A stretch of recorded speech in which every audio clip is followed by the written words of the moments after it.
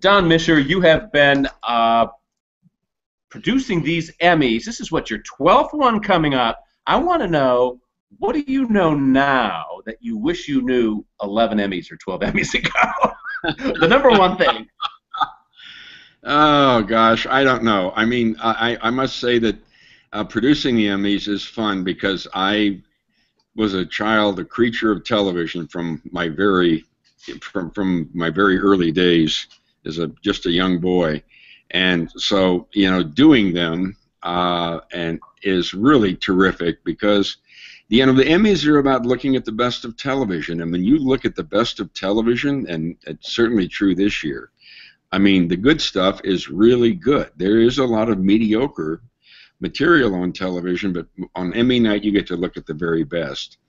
And I guess in terms of what I know now, it is just to relax, and one thing I've understood really clearly is that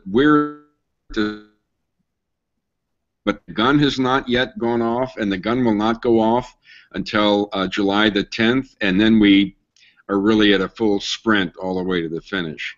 So, but it's very exciting. We were in New York yesterday. We met with Seth Meyers, and he's very excited, has some wonderful ideas, and it's just going to be great. So we're very excited about doing them again. Okay, Chris, we've got here with us this award show god that you and I have been following closely all these years. What is your first question for Don Mischer? The heat is on. The pressure. Well, you mentioned Seth, and the show is on NBC this year, so that wasn't a surprise that he's hosting. But I do wonder, Jimmy Fallon, hosts the flagship show for NBC, The Tonight Show. I was wondering why he wasn't hosting and Seth is. Well, I don't really know the answer to that. I mean, Jimmy has done this. We, in fact, produced his show 4 years ago, which was, quite successful. And so it may just be that they wanted to give Seth a shot. He's the new man, on NBC, and he's coming on strong. And so I'm just really pleased we're working with him. I certainly hope we will have Jimmy there. He probably will be, because I'm sure he's going to have some nominations. But anyway, so we're great, and you guys know that generally speaking, the Emmy hosts come from the late night talent that the respective network that's airing the Emmys, has on the air. So. But that's not always the case, Don. I want to take you back to what I think, and I can't remember if you produced this one or not, what I think is one of the greatest Emmy shows ever, and it was hosted. Did you do the Angela Lansbury year? Yes, I did. All right, let me tell you something. This is why I quarrel with the premise that you just mentioned, which is, oh, the host should be from the late night. I don't think so. Not all the time. That Angela Lansbury show was one of the great award shows ever, and she didn't tell a single joke. She presided from that stage as a queen. She was at the time queen of television with Murder, She Wrote and the rest of it, and there was kind of magic to it. Do you see what I mean? No, I know exactly what you mean, and these things kind of go through phases. The year before the Angela Lansbury show, there were 3 or 4 hosts, and as can happen on a live broadcast like that, I think one was Dennis Miller. I'm not sure if one was Gary Shandling. But there were a number of hosts, and what happened the year before was that sometimes when things don't go really well, people get up on stage and kind of turn against the show, and that happened the year before Angela Lansbury did it. That was the last year that the show was on Fox, and at that point, ABC had kind of preempted the reestablishment of the wheel,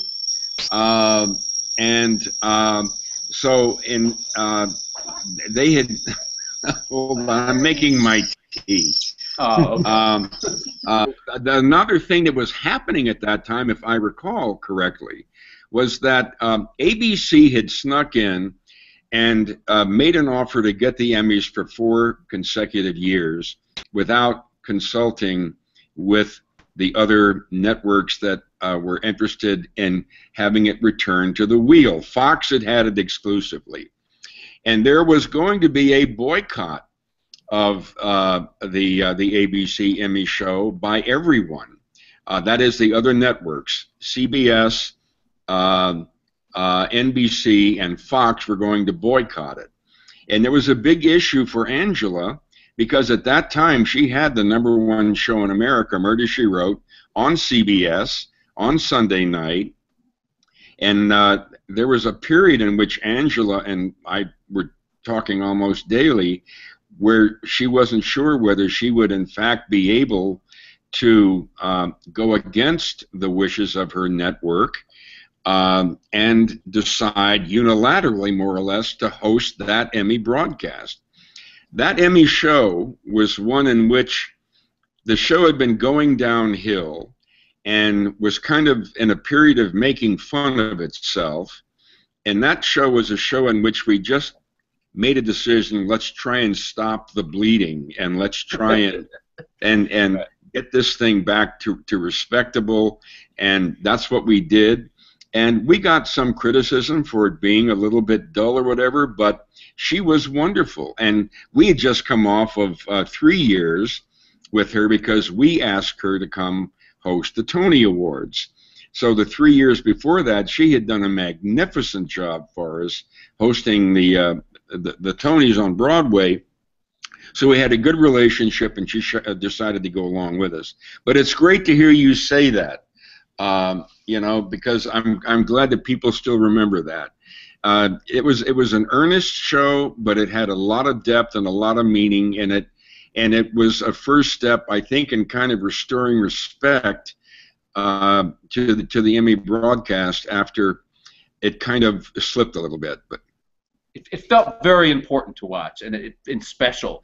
Chris, pipe in on all this stuff. Give us your opinion. Well, I'm wondering, oh, I love that particular one. I remember that coming off those Fox years, and each year it seemed to get more and more raw and you know, the kinds of jokes that were on stage. And I remember that it was just like, you know, Angela brought back prestige and glory to the show. Yeah, she did. There's no question about that. And part of the difficult job when you produce these things is to try and walk that line about making something entertaining by current standards, you know, to a television audience, and also keeping the respect that you need, because it is, I mean, these shows serve two purposes. It's the same with the Oscars or any of them. I mean, the first issue is to honor the people of that industry who have done the work. And in many ways, you could make an argument that the best way to do that would be in a hotel room and forget about television. Because once you start to televise something, other conditions come in. The question about how interesting are various awards to viewers across the country. You know, in many instances, they're not that interested in some of the lesser awards. When I say lesser, I mean less high-profile, you know, nominees and so forth. So one of your jobs always is to, how do you combine this mix? I mean, you want the show to be entertaining. You're fighting for ratings. That's very important to the network that's sponsoring the show. But you also have an obligation to the Academy to protect what their values are and to honor those people that they need to honor, whether they're above the line or below the line, and whether they're known in households around the country or not.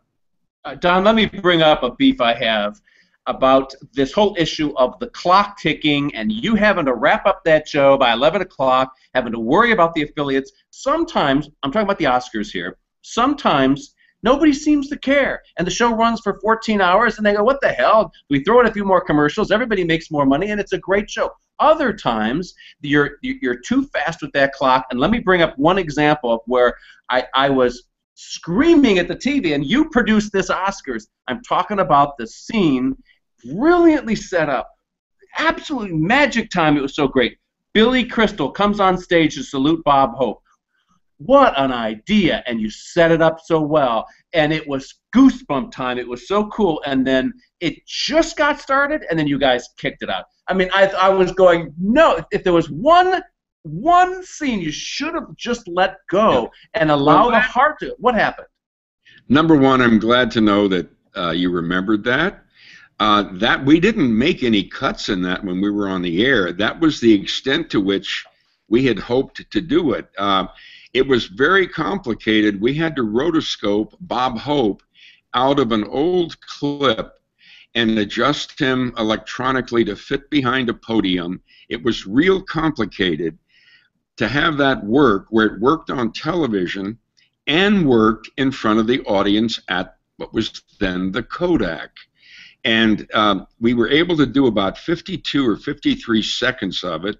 It took weeks to do that. And that's about all we intended to do. I mean, the toughest thing is when you've got a great acceptance speech. And the times that I have felt the worst in decisions that we've had to make have been times in which someone gets up there and it is the highlight of their life. It is a highlight of their career. It's a moment they will never forget. And they've worked forever, and their families and relatives are proud, and you tell them you've got 45 seconds. It's really, truly unfortunate. But let me explain one reason why this happened. Let's take the Emmys coming up on NBC, August 25. The Emmys are now broadcast live here at 5 o'clock. And they're broadcast live again, repeated basically at 8 o'clock. So if you're living in Los Angeles or on the West Coast or in the Mountain Time Zone, you're conditioned through years and years of watching the Emmys. You're conditioned to watch it generally at 8 o'clock Pacific Time, 7 o'clock Mountain Time.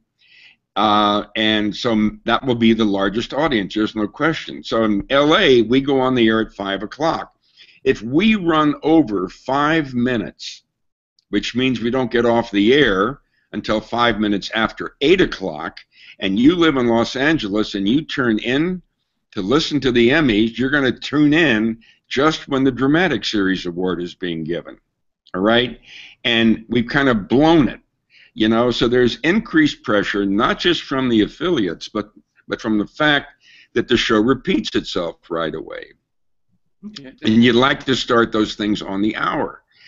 The shows that I have personally been proudest of have been those shows in which we never had to play anyone off.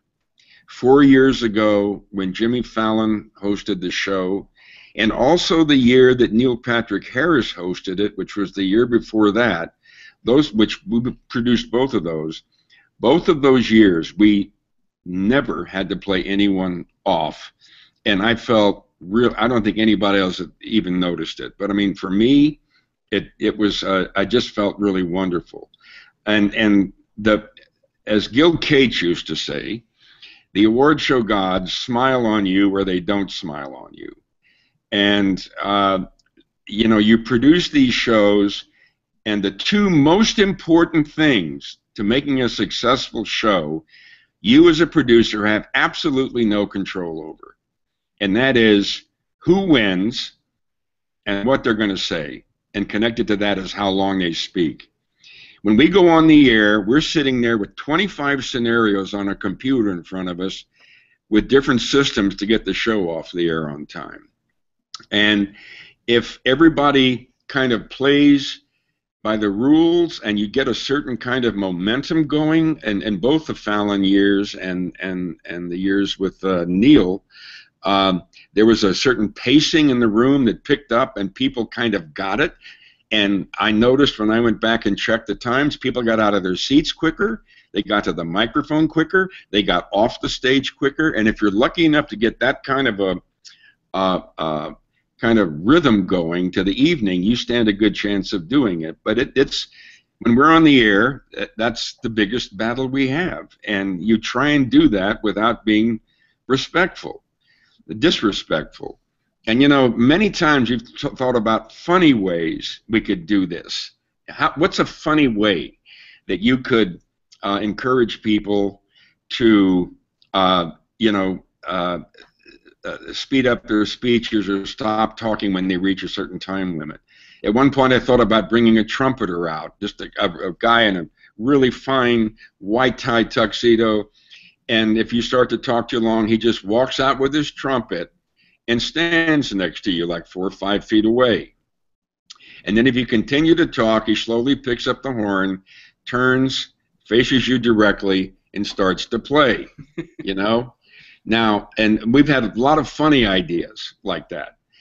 The trouble is, having been there so many times, when you try something like that, and let's say he's talking about thanking agents and lawyers or whatever, and you walk out there with the guy who's going to play him off, right when the guy raises the horn, he will start talking about his father who he lost during the last year, and he hopes that he's looking down on him, you know, and this is for him. I mean, those are the kind of things that just are part of the fun of doing these shows. Yeah. Chris. I'm sorry to go on so long there. No, it's fascinating to hear. Chris. Oh, it is. And I'm wondering this year, especially for the Emmys, for the first time in forever, it's not going to be a Sunday night. It's a Monday night because of NBC football. What challenges have you already discovered that are going to happen for a Monday night Emmys? Well, that's a very good question, and I must confess I'm a little worried about it. Monday is a working day. Sunday generally is not a working day. And when you do them on Sunday, it's hard enough to get people in their seats so that everybody is seated for that last 30-second countdown to going on the air, and that's even difficult at times on Sunday. Getting people in their seats is never an easy thing to do. People come into the room, they're very excited about seeing one another, they get to meet people and talk about their work over the year, they see people they haven't seen all year, and so to get them to sit down and pay attention and be prepared for the show to begin is very, very difficult. We do things like close the bars 15 minutes ahead of time. We have ushers that go around and talent assistants that go around and get people in their seats. We're always concerned about the first 4 awards. Are all the nominees in their seats for the first 4 awards? I want to know that 10 minutes before we go on the air, But the other thing about Monday is there's going to be traffic around the Nokia and around the whole LA scene down there at Staples Center. People are going to be working. It's going to take much longer to get to the red carpet than it has taken for the past 10 or 15 years. So I'm concerned about being ready to go, at 5 o'clock. I mean, and so we're going to be trying extra hard with police, in terms of getting the cars up and dropping them off, getting them through the red carpet. There could be some issues, and hopefully we can anticipate those and handle them. Now, Don, nothing ever goes according to script in Hollywood, especially at an award show. What is the biggest, maybe not disaster, but weird, unforeseen thing that got thrown at you in the middle of a show, and what did you do to resolve it? Wow. I'm trying to think. There was a time when people who did what we do used to say, let's make sure something catches us by surprise so that it looks like a live show and people know that it's live. And I used to say to anyone who said that to me, don't worry, it will simply happen. There's no way to control it. You just never know. It's run the gamut. We've had times in which there was one time when we were 25 minutes away from going on the air when someone passed away. I think it was Jessica Tandy passed away on a Sunday. Yes. And we had to the The worst situation was in September of 2001. Ellen DeGeneres was hosting, and we were on a Sunday night, and on the previous Tuesday we had the attacks, on the World Trade Center. The show was postponed. 4 weeks later, we mounted the show again. It was on CBS.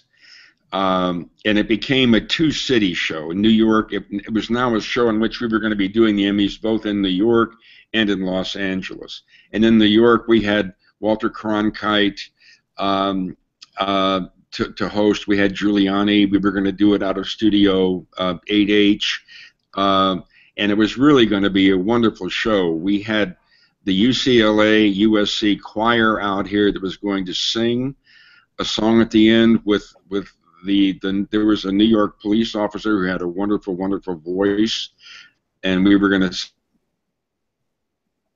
very emotional show, and Ellen was really prepared with it, and we were in the dress rehearsal about 2 hours and 20 minutes before going on the air. And we were going full steam. We had a satellite hooked up. We were, connecting New York to here, rehearsing back and forth. It was all going very, very well. And the trophy girl walked over to me. One of the girls that hands the Emmys out to the winners. And honestly, I never ever speak to the trophy girls. I mean, other people hire them and rehearse them and all that. But the trophy girl came over to me and said, "Mr. Mischer, my mother just called me from Kansas City and said that the Emmys have been canceled." And no, I had no idea. That ended up being true, and I had no idea. That was the Afghan invasion, right? That was we had starting in Afghanistan or Iraq, maybe. I don't remember. It was Afghan. Maybe it was Afghanistan. I think it was Afghanistan.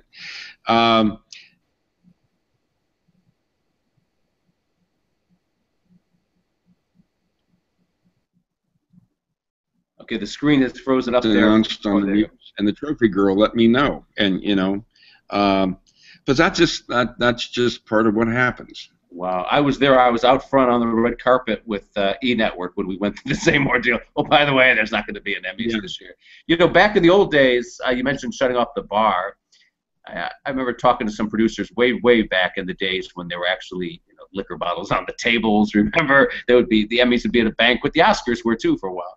And you had the problem of a lot of drunk stars. And I remember one story of Ben Gazzara being so blotto they had to lock him up in the green room back. He was supposed to be a presenter, and they went, "Oh God, we can't let him loose." And he was ripping down the door, doing everything he could to get out there. They managed to keep him backstage. But have you ever had, and obviously we don't have to name the celebrity, but have you ever had an out-of-control celebrity backstage where you said, "We'll just get rid of this person and replace him with this person"?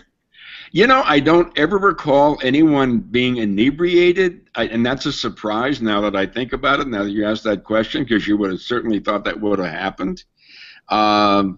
No, that happened. And we've had accidents. Jennifer Lawrence 2 years ago slipped at the Oscars on her way up the stairs. We've done shows like we did the Billboard Awards last year in Las Vegas, in which, Miguel tried to jump over the mosh pit, and we had rehearsed it with no people in the mosh pit, and we kept warning everybody that when there's people there, you can't quite jump as far.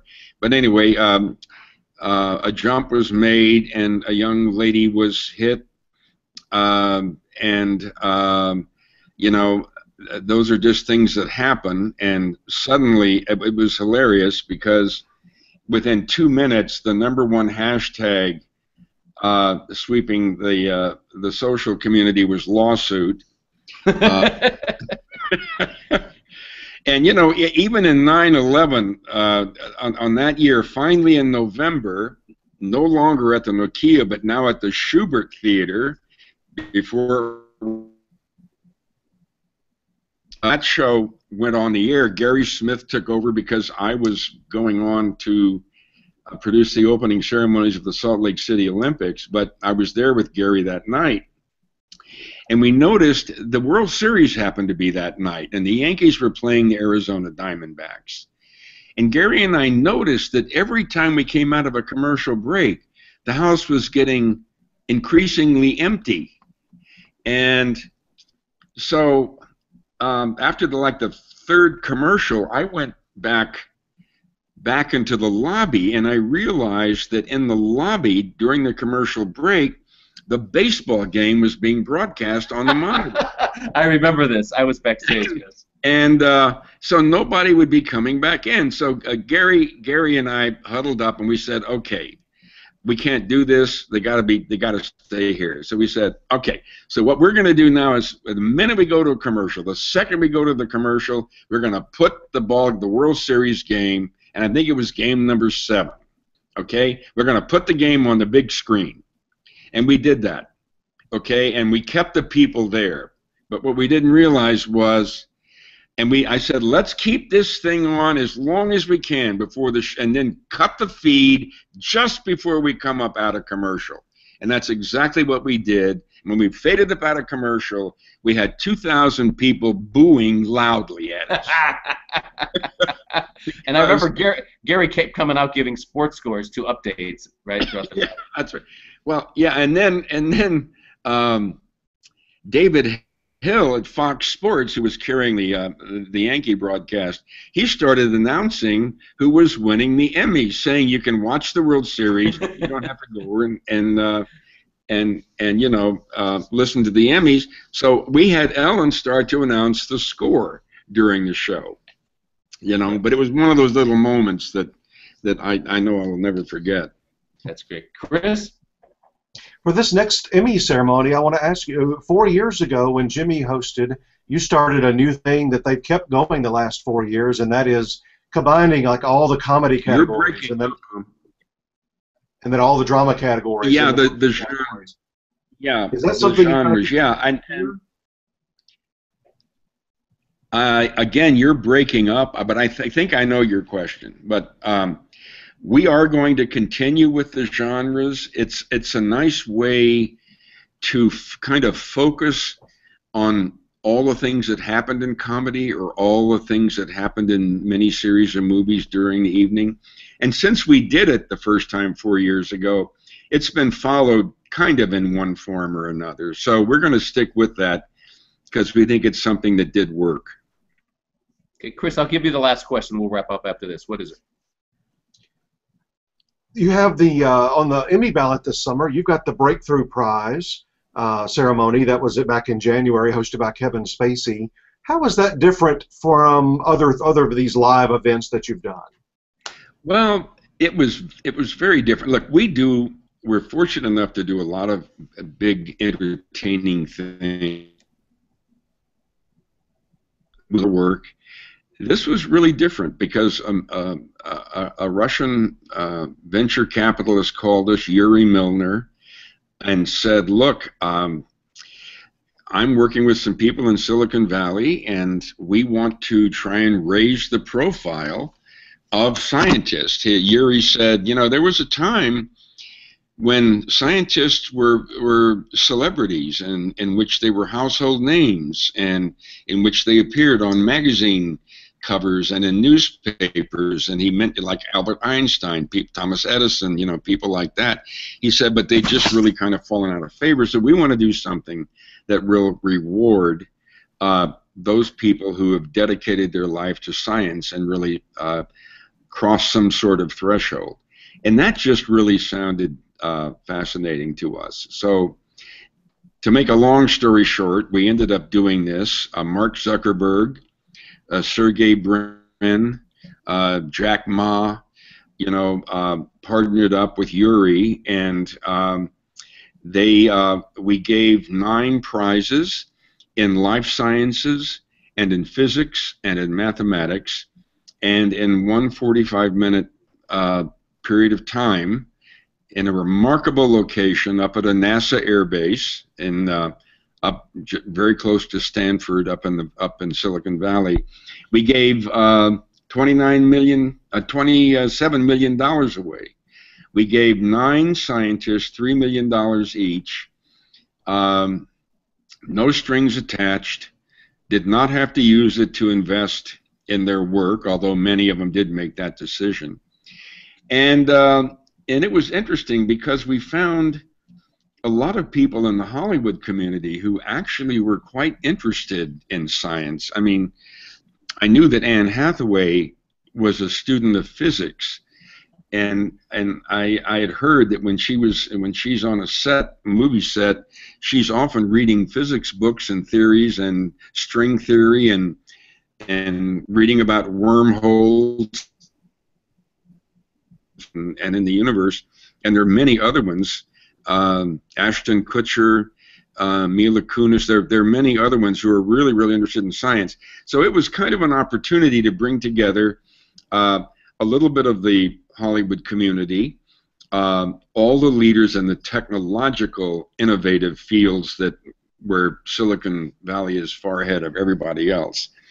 And and then also a distinguished audience. I mean, from Jeffrey Katzenberg to Rupert Murdoch, a great audience, and it was just a really interesting evening in which scientists were celebrated. And these guys are not like guys who live in an academic tower in some remote university campus. I mean, they're accessible, they're interesting, they have hobbies, they continuously face defeats, they face challenges, some kind of way. They get their families to understand why they are so preoccupied and working so hard to do what they do, and what they have done is really remarkable. And we were able to convey that in a layman's way through some wonderful films that were made by a lot of high-quality filmmakers here. And it was fun to do, and I think it's going to kind of become an institution now. Great. Now, you're also on the Emmy ballot for the Don Rickles thing. Now, did you have to put a saddle on that guy throughout doing the whole show? He's such a live wire. We actually, he is, and we really had fun with that, and it was amazing how the community responded to wanting to be up there with Don. And when you think about the range of people that we had, from Johnny Depp to to Marty Scorsese, De Niro, Brian Williams of NBC News, and it was just one of those evenings. A lot of those comics had come there saying, "I gotta go to work at 7. I'm going to come and do my bit and then leave." And the room, it just became so incredible in the room at the Apollo, which is a small, intimate theater, that people just hung around and they stayed. And it was, it's one of those things that kind of turns out a little bit magical. I mean, it doesn't happen every time you do these things, but it was fun. And he was, physically, he's a little bit impaired, but mentally, man, he's sharp as a tack, and there was really some funny stuff in there. Really some funny stuff. It was fun. Well, good luck to you winning Emmys and staging the next one, Don. This was really long overdue for us to chat with you. A great thrill for us, and we appreciate it. Thanks. I really enjoyed talking to both of you, and we should do it more often. And I'm sorry if I went on too long with some of this stuff. No, I'm just worried that your tea is getting cold. That's right. Okay. All right, thanks. Bye. All right, bye-bye.